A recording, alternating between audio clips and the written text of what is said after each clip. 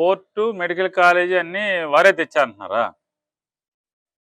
ఏవండీ జనసేన కోసం ఒళ్ళు చించుకుని నానా సంకలు నాకినటువంటి జనసేన గుండెకాయ లాంటి కార్యకర్తలకి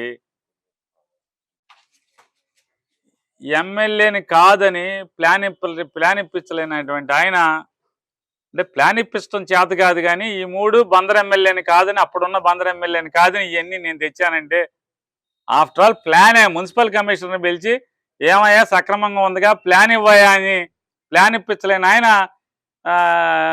జగన్ గారితో పాటు క్యాబినెట్లో పక్కన మంత్రిగా ఉండి జగన్ గుండెగా ఉన్న నానిని కాదని నానికి తెలియకుండా ఇవన్నీ తెచ్చేసాడు నమ్మేసేయాలి. ఎవడే అమాయకుడు? జనసేన వాళ్ళందరూ చెబుతున్నారు. జనసేన వాళ్ళందరూ ఏమో పెద్ద పోటుగాడి పనోడు అనుకున్నాం. ఏం లేదు, కబుర్లు తప్పితే మాటలు కోటలు దాడతాయి తప్పితే ఏముండవు. మసీదులకి చర్చిలకి కోట్లు లచ్చలు చాలా ఇప్పటికి ఉన్నాయి. ఈ పాపం జనసేన కార్యకర్త ఎప్పుడు ఆ లిస్టులో ఒకటొకటి చేసుకుంటూ వచ్చేప్పటికి ఇక ఇతని ఇల్లు మామూలుగా ఇక అయిపోయినట్టు ఇల్లు కట్టినట్టే లెక్క అని చెప్పినది ఉంది. ఎందుకు పాపం ఈ కర్మ అంతా ఎందుకు వచ్చింది జనసేన కార్యకర్తలకి?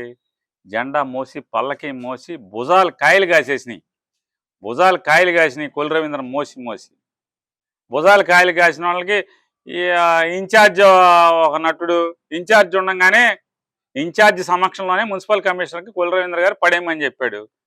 సాక్షాత్తు జనసేన బందర్ ఇన్ఛార్జ్ ఉండగానే ఛాలెంజ్ చేస్తాను, ఇన్ఛార్జ్ ఉండగానే చెప్పాడు పడేయమని చెప్పని.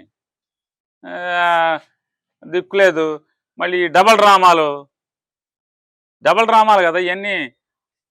అక్కడ మధ్యలు దరు ఇక్కడ మధ్యలు దరు, అక్కడ తబలా కొడతారు ఇక్కడ తబలా కొడతారు.